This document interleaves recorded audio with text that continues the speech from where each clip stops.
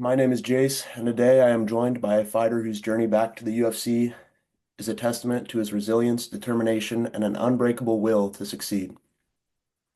After facing many setbacks that would have made most people quit, he refused to give up and fought his way back to the UFC by becoming a tough Season 31 finalist and making the most of every opportunity he was given.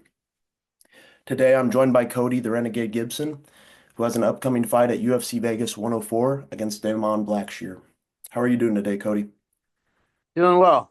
Uh, back at back at work. So Ah, uh, trained this morning and just wrapping up my work day, and then training this afternoon. So awesome. Good to hear. So I know it's been a long, challenging journey for you to get to where you are. I wanted to go back and ask how you got started and what initially drew you to MMA. I started. Well, I guess it kind of just dates back to I was a really like to get into a lot of fights as a kid. Uh, I was more like the guy in elementary school who the same as when I was in my 20s, like early 20s, like find the douchebag in the bar and insert yourself some way, shape, or form because you know how he'll respond. Like you put yourself in positions to get in fights. And I was always looking for like the guy who was a bully or the guy who was treating people like that were smaller or weaker or whatever. But I always like to fight the guys who mess with those kind of kids.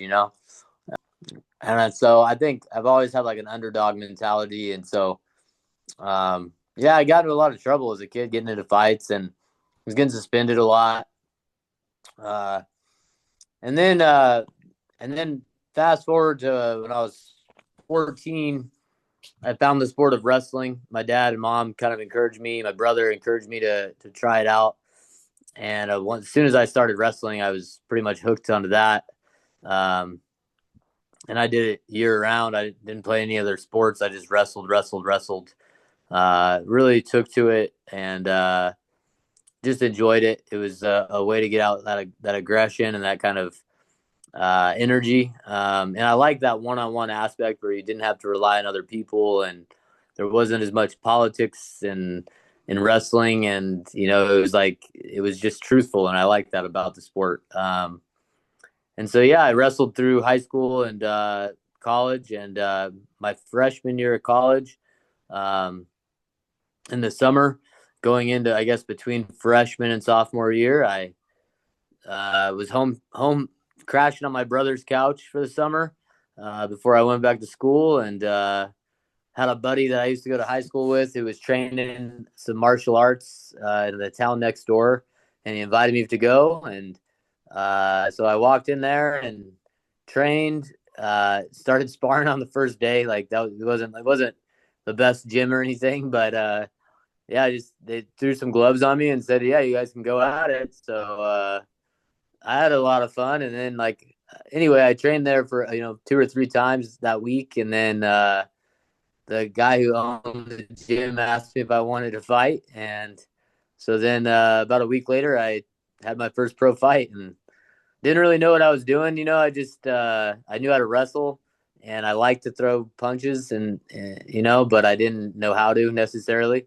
Um, and so when I first started doing it, it was just made. I think I made $500 to win the fight, so it was 250, 250. But in California, it's about $700 to $800 to get all the medicals done to become a professional fighter. So I think I took a net loss of a few $100 in that first one. Oh, And then I went back to school and wrestled all year, and then did it again the next summer. yeah. And so the first three times I fought, I really didn't know anything about fighting. I just knew how to wrestle, and I figured I'd go out and start swinging, and if he's beating my ass, then I'll double leg him. That was pretty much my only strategy, Yeah. and so that's how I got started. And then it wasn't until after I graduated from college and got finished wrestling, when I moved back home to my hometown, and then that's when I started actually okay, maybe I'll actually try to learn this pajama wrestling stuff and the kicking and boxing and everything like that. So yeah, it was a little bit of a slow start, I guess, or just kind of a sporadic not really trained. So it wasn't really until 2010 that I started really learning how to fight. Gotcha. Sounds like they tossed you right into the fire, so that's pretty Yeah. crazy. You don't hear that much anymore, but as an MMA fan, I love when fighters get knockouts, submissions. So my next question was, you've had a ton of finishes over your pro MMA career. I'm curious, is there one that sticks out to you as your favorite? And could you maybe share a story of what makes that so special? Yeah, there's a couple. I think whenever you knock somebody out, you're just kind of like, like, wow, I just did that. That guy's unconscious because I hit him. Like, uh, so I think my first like clean knockout, I would say, was probably my best, like my favorite, just because I didn't know I possessed the ability to do it. Mhm. Yeah. And like I remember uh I was working a lot with my boxing coach on sitting down on my punches and trying to, essentially develop more power because I moved my feet so much, especially earlier on in my career, with so much footwork that I was never like planted. So nothing I threw was ever like that hard because I'm always in constant movement. And so he was working with me a lot on, yeah, you want to move your feet, you want to have footwork, but when it's time to go, you need to plant those feet so you have something underneath them. And then I knocked the guy out with one shot, and so it was a really like a reaffirming moment for me where it was like the hard work and the focus on developing more power paid off, and so that's probably the one that stands out to me the most. Awesome. So, did a little bit of research and I found out your first fight in the UFC was against Aljamain Sterling, former UFC champ. And I also saw you guys are good friends nowadays. What's that friendship meant to you? And then how's it been to train and learn alongside him over the years? Yeah, it was interesting because we were both taking that fight on short notice. Uh, he got the call before I did and was replacing somebody on a card, on a big pay-per-view card. And and then the guy that he was supposed to fight as the replacement also fell off the card. And then I got the call. So we had two guys who were both replacements, short notice. He had a couple more weeks than I did. I only had 10 days. And I had 30 some odd pounds to lose in 10 days. So that was really all I was focused on, was trying to, I didn't want my first trip to the UFC to be a failed weight cut. And that was the hardest weight cut I've ever had. And anyway, we were both new to the UFC. Obviously, it was both of our debuts, and we both came from a wrestling background, so there's some camaraderie there. And we were both like, some guys come from a wrestling background, but they don't like have that love and passion for wrestling. Uh, but he was definitely, I think he walked out with headgear on back then. Yep. Yeah, and so I think there was just, even though obviously we fought and everything, and I lose the decision, and then he actually reached out to me like a couple days after the fight and was like, "Hey, I want to travel. I want to train other places and travel around."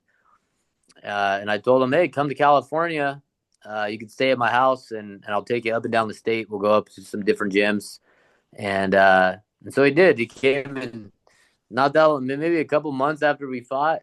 We were mobbing up and down the state, checking out different gyms, and yeah, we became friends, and just kind of kept that friendship over the years, and it's been great to see him have the success that he's had.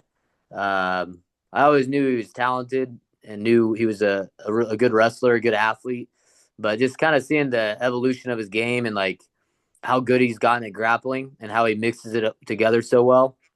I got the chance. I spent some time in Vegas for my a couple fight camps ago. I spent about half the camp in Vegas, and I was training with him a lot. And yeah, just picking his brain and having fun, getting in some scrambles with him, and yeah, it's been good to see him have success, and he's one of the good guys in the sport who he's a good person, so I like him. Well, another UFC star that you've crossed paths with is Michael Chandler when he coached you on The Ultimate Fighter season 31. He also seems like a really good guy. He's a father and a fighter just like yourself. I was wondering if you two still keep in contact after the show and How did being coached by Michael help you improve your game? Yeah, he was a real like the amount of effort he put into his role as a coach was pretty just admirable. Like especially when you looked at the contrast across the way at Conor McGregor and how he seemed to be more preoccupied with other things. Yeah, Um, and so it was really cool to experience to not only be coached by him, but then the people he brought on, the coaching staff he brought on, um, some great guys, some legends, legendary coaches, um, and so I had a really good experience with him on the show. He was always a straight shooter and even after the show, he reaches out. Before every time I fight, he's always reaching out to me and wishing me well, um, and meeting up with me if we happen to be in the same place at the same time. So, um, yeah, man, and he leaves it all out there when he fights, and I gotta respect that. Like whether his story and his journey through martial arts and through this sport has been a wild one. Like he spent pretty much the majority of his prime in Bellator and had some absolute bangers, and then got an opportunity and has taken, has ran with it, and he's made himself continue to be relevant. And, everyone wants to clown on him because he hasn't won a lot of fights in the UFC, but it's not like he's fighting guys off the Contender Series. He's fighting the yeah, best of the best. And so I'm very interested to see how this fight with Pimblett turns out. I think Chandler should be able to dominate this fight, but I don't know. Pimblett's, he surprises me sometimes. I think he's tough. I think he's scrappy. I just don't know how his lack of defense is going to deal with when Michael starts bombing on him. Like he's very hittable, and that's the problem I think yeah, for him in this fight is he's just too hittable. So we'll see. yeah. Well, you took my next question right away. I was going to ask about that fight, but sounds like you got Chandler in that one. I know Patty can be a little bit unpredictable off his back. I think he just submitted King Green with a pretty crazy triangle. So He's got good, he's really good on the ground too. But in my like, if Michael Chandler just spent 5 rounds with Charles Oliveira, yeah, like now, granted, he spent most of the 5 rounds on his back. yeah, Oliveira's got a dangerous guard. I don't know how much of a top grappler he really is, but I mean, he had his back a lot too, and he didn't get subbed. So that to me, that's the only real way that Pimblett could win it is catching him with something on his back. But I don't know. I think he's too hittable. I think Chandler's going to bomb on him and put him out most likely. yeah. That's a great point. I mean, if you just survived 5 rounds with the greatest submission artist in Yeah. UFC history, it's going to be tough for Patty to do anything about that. So. Well, you fought in a lot of fights over the years. One of the more interesting ones that I found was a fight between you and former UFC title challenger Ray Borg in Eagle Fighting Championship. I was curious if you could tell us a little bit about how that opportunity came about, and maybe if you ever got lucky enough to meet the legendary owner Khabib Nurmagomedov. Yeah. I was looking for, I was still on the regional scene and I was starting to get older and, COVID had sidetracked me. A couple of injuries and surgeries had sidetracked me. So there was like a solid 2 or 3 year period where I didn't fight. And so I actually moved my whole family to the central coast of California from the Central Valley and joined a new fight team at the pit and kind of was just trying to resurrect my career. Um, and so I was looking for big fights. I was looking for big names. I was trying to, not just fight up and coming guys, but fight like guys who had been around and fought for titles that were. So I was really looking at the landscape of like who's no longer in the UFC, who's getting fights out there. Let's go get those fights. Mhm. And so first I got John Dodson. So that was a big one. And then after that, um, they gave me Ray Borg.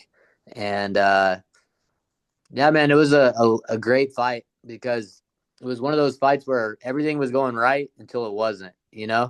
Like the first round, I pieced him up pretty good. And I didn't like Ray Borg either. I didn't like his attitude and like kind of just the way he behaved. And like he just seemed like a douche to me. So he was, and so I was talking to him in there, and I was just like beating his ass pretty much, and and then the second round was pretty much the same thing. I was, outstriking him and stuffing any takedown attempts, and then he caught me with a liver shot, and it crumpled me. I survived, but I had never really recovered from it. Like the third round was just about me surviving, but I was like, it took it out of me, and it was a learning experience because I think it just taught me that, for 15 minutes or 25 minutes, depending on who you're fighting and how long it is, you have to be dialed in the entire time. Like no Yep. matter how well things are going, and you think, okay, I'm really sensing, I'm standing toe to toe with this other man in front of me, and I'm really feeling like I've got his timing down, I've got his rhythm down, I'm landing shots, I'm avoiding shots, everything's going well, and all it takes is one screw up, and it changes the fight. So, um, it really did teach me like you have to be dialed in for 15 or 25 minutes, and you can't have lapses in that focus. And so yeah, it's one I wish I had back because I didn't really like Ray Borg too much. But hats off to him, he got the win. I was able to not get finished. I never been finished, so by knockout or TKO. So I was able to at least get my ass out of there. But I was pretty beat up. I had quite a few cuts and bruises in that one. Yeah, I was able to watch that one, and I thought for sure you had it after the first round, but stuff happens. It's a cruel sport. Sometimes things just don't go your way. So, well, let's move on to, I know you kind of talked about him already, but Conor McGregor. I wanted to talk about what it was like being around him. I know, like you said, he's the complete opposite of Michael Chandler.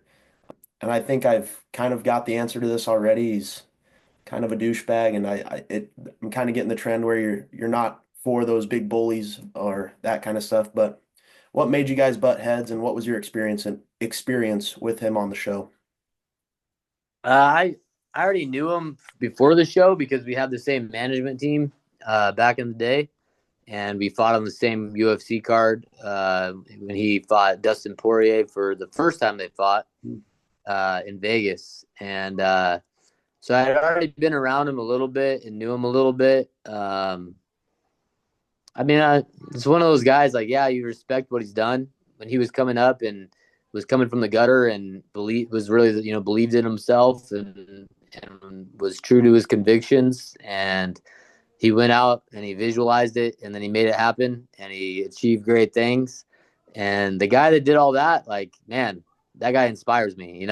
Hmm. Um, what it's done to him as a person, like all that success is pretty, to me it's just sad. Like Yeah. that, it's not even that I dislike the guy.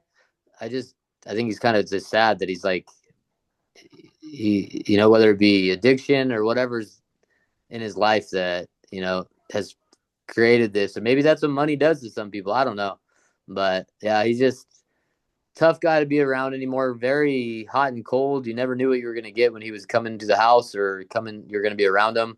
Sometimes it'd be a super nice guy and laid back, and other times he was not, and other times he had to be the center of attention, and it was just very like you never knew what you were going to get with him. So, uh, yeah, I mean, and it's one of those things where it's like I hope he proves everybody wrong. I hope he comes back and he has a success story of how he turned things around for himself, and he comes back and has a successful comeback in the sport. I think that'd be great. It'd be a great story. But it's one of those things where it's like he's got to want to do that. Yeah, it honestly is sad. I know I looked up to him when I was younger, and it would have been really nice to just have him still be able to be a role model for us. So enough about what's led you to this point. I want to talk about where you are today, and let's talk a little bit about your upcoming fight against Damon Blackshear on March 15th. How do you feel about the matchup, and what are some of the challenges that you think Blackshear might bring to the table? I'm happy with the matchup. I feel like I'm getting some momentum building.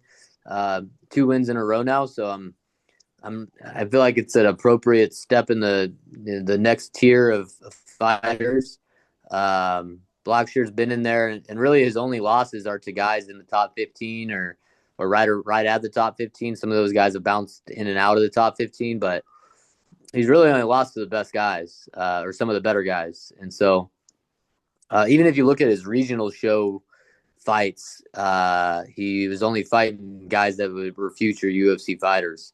Um, I mean, as far as losses are concerned, like those only guys he was losing to were Pat Sabatelli or Danny Sabatello.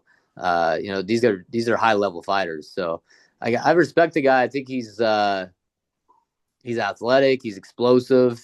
He's good everywhere. He doesn't have a gaping hole. Like he's obviously got 10 submissions and 15 wins. He had that crazy twister in the UFC. So dangerous guy on the ground. Uh, Also improved his striking. I mean, I always like to do this deep dive on my opponents where my little brother helps me because he's a freaking guru when it comes to MMA and knowing how to find fights and search for things. And he always makes me a Google Doc with all the links to all the guy, as many of the fights as we can find. And I always start with their amateur career, their first fights, and I just progressively move forward. And you just see the progression of a guy over time. And I just kind of like, I like to know the guy as well as I can before I get in there with him. I want him to be familiar, you know? Yeah. And so he's one of these guys you could tell when he started, he was a wrestler, more or less, pretty raw striker. And watch him now, he looks completely different, you know? So he's a guy who's well rounded everywhere. I usually have a significant size advantage at weight where I'm a bigger guy, longer, lankier. That's not the case in this fight. He's the same height as me with over an inch of reach on me. So it's definitely a tough fight. I'm taking it serious, but I also feel, confident in myself and the preparation we've done. And I think I match up with him well. I'm as curious as anybody to find out who's the better striker, who the better grappler is. And we're going to test each other in every facet of the game. So, yeah, man, I'm excited. It's one of those that I have confidence, but I'm not like, I know I got a hard fight in front of me and there's an uphill, mountain to climb and I'm just ready to climb it, Yeah, those tough challenges is probably what brings the best out of you, so that can definitely be exciting. And I think it's pretty cool to hear about your brother helping you with preparation because I know how important that can be, just feeling ready, feeling confident to go. My next question was about where you've been training. I know I've seen you train at the Pit, Extreme Couture, and even the UFC PI. I was curious where you call your home gym and where you've been training for your upcoming fight. This is my last fight where that I'm going to have to balance work life and training life and Mm. dad life and husband life and all that. But I'm resigning from teaching after this semester, so in June.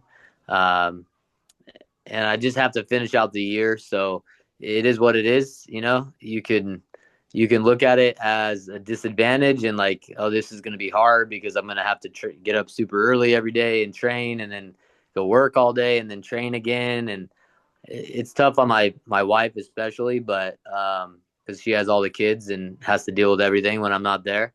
But this is the decision we made this year was, just for our own financial reasoning. Like, it's better if I stay in the job and then, if as long, continue to have success and then, be able to take a break from it. So I just kind of knew it going into it, like it's gonna be a challenge, and you got to meet the challenge head on, and so it's been a hard camp because of it for sure. There's been a lot of obstacles, but we've stayed focused and diligent and just plugging away each day. And I feel prepared. I feel ready. And yeah, I train at the Pit, and we have 3 gyms up and down the central coast of California.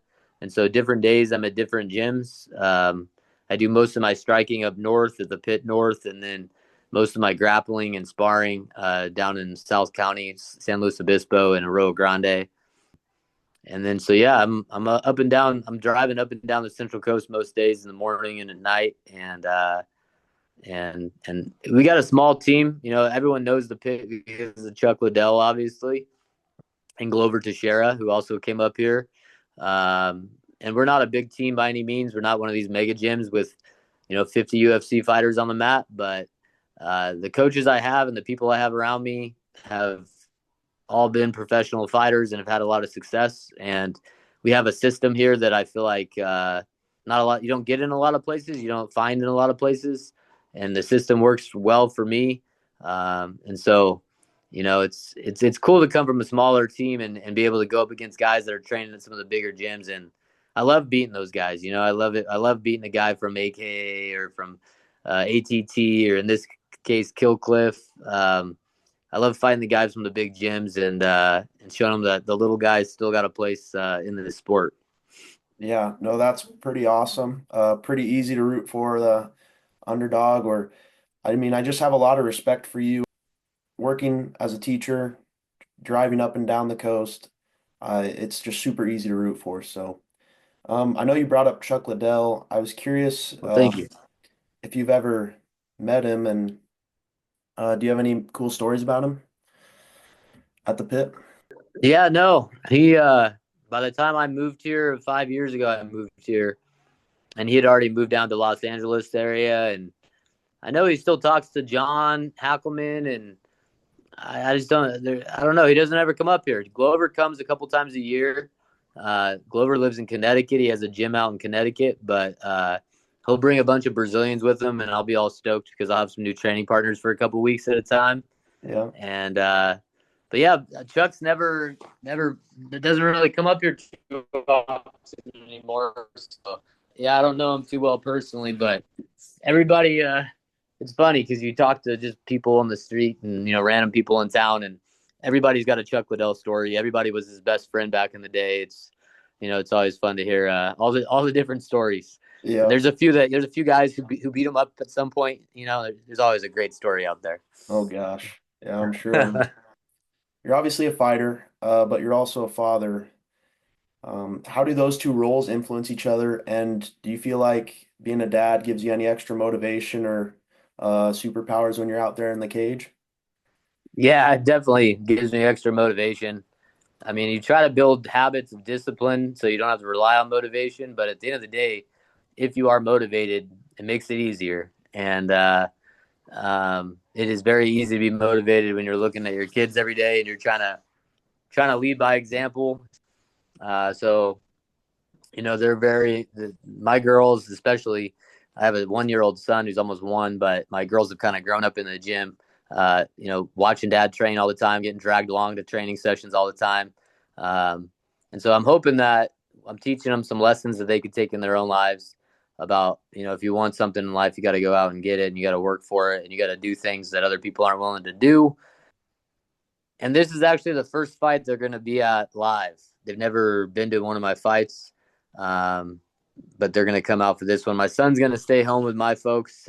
He's not even one yet, so my wife's going to take my two older daughters, and they're going to come out to Vegas and get to watch it live. So that more added motivation because I cannot get my ass kicked in front of my kids. I mean, I can get my ass kicked, but I got to get my hand raised in front of my kids. So that's what I'm shooting for. I want to be able to get a win here and celebrate with them. No, that's awesome. I think I'll end it with a final question. And this is for anybody who's looking to get into the sport of MMA or has thought about getting into the sport before. What kind of advice would you give to those people? And how could they get started? And what can they do to make the most of their experience in the sport? I think you have to look around you at who in your area has experience in martial arts at a higher level. Um, it's crazy because I mean, 30 years ago, the only black belts were in California because they all came from Brazil to California originally. Um, and there wasn't a lot of options if you were in the middle of the country or, a small town. Um, as the various martial arts and the sport have grown in popularity, I mean, there's black belts all over the country now. There's black belts in Mississippi and Alabama. You'll see some like a guy like Bryce Mitchell. You're like, where did this guy learn how to do jiu-jitsu? He's out in the middle of the sticks, and like he got good at doing jujitsu because somebody taught him. So no matter where you're living, I've traveled around enough, and I'm the kind of person who, like, whenever I'm somewhere, I'm looking for a gym to train at. Like, oh, it'd be cool to go visit this jujitsu gym or this striking gym, and um, so I've been around and seen a lot of gyms around the country, and um, I would say that with some exceptions, I'm sure you could find a place in relative proximity to you, but that's the thing, you got to find the right people. And I think a lot of people start off on the wrong foot because they go somewhere because it's close to their house or whatever, and they're not learning from somebody who really knows their stuff. And so whether that leads them to getting in the cage before they're ready to get in the cage, or getting in the cage but they don't have the skills to get in the cage, you just see a lot of that happen where guys are kind of misled. Young men especially are misled. And so I think if I was, 20 years old, I've never, no combat sports experience, what do I do? Be smart about where you choose to go and spend your time, and find people that know what they're talking about and have your best interest at heart, and just be ready to be humbled, because that's what's going to happen for some time. And that's the beauty of the sport of, you're going to be humbled. You're not, no one stepped on the mat on their first day and just had this God-given ability and talent without anything else. Like, no, you're going to be humbled, and just to enjoy the process, and make sure you're well rounded, because you see a lot of that too, where guys, maybe they're a really good wrestler, maybe even a collegiate wrestler, or maybe they're a really good jiu-jitsu guy, or maybe they're been doing kickboxing for since they were 5 years old, and so they're good there, but they have gaping holes in their game. And you might be able to win some amateur titles with gaping holes in your game. But if that's all your goal is, then okay. But if you're trying to make it far in the sport, like, you have to be well rounded, and so making sure that you're working on your weaknesses, and you're honest with yourself about where your weaknesses lie. So many guys, I think, especially guys that have success and win fights early in their career, they don't get better from winning fights because they think they're whatever I'm doing is working, and making no changes and adjustments. But after every fight, I think young fighters in particular, should be with their coaches, assessing what went well, where their weaknesses are, what they need to be working on in between fights. I do talk to a lot of young fighters, um, and that's one of the things too. Is if you're a young fighter, um, you know, focusing on actual skills that you need. Um, so many of them are into the Instagramming and the TikToking and the portrayal and the ego that's involved with fighting, and slinging T-shirts and doing all that. It's like, dude, focus on getting better every day. Like, don't worry, all that other stuff can wait. Like, focus on not sucking at this. And yeah, that would be my advice to anybody starting out. I think I know that's a long answer, but No, that's all right. That's a good answer, and I think that'll steer anybody who needs that advice on the right way. So, before we end, I wanted to say thank you for giving me the opportunity to interview a athlete like yourself. This is something that I've never done before, so I'm super grateful you gave me the chance to do so. I also wanted to say good luck in your upcoming fight, and I can't wait to see you bring another exciting fight to the UFC octagon. hey, man, nice to meet you. No worries at all. I always enjoy talking MMA with MMA fans and people involved. So good luck to you down this MMA journalism journey. Uh, it looks like the navigating it is about as hard as fighters navigating fighting. So it's not easy. So Well, good luck to you, man. thank you. I appreciate it.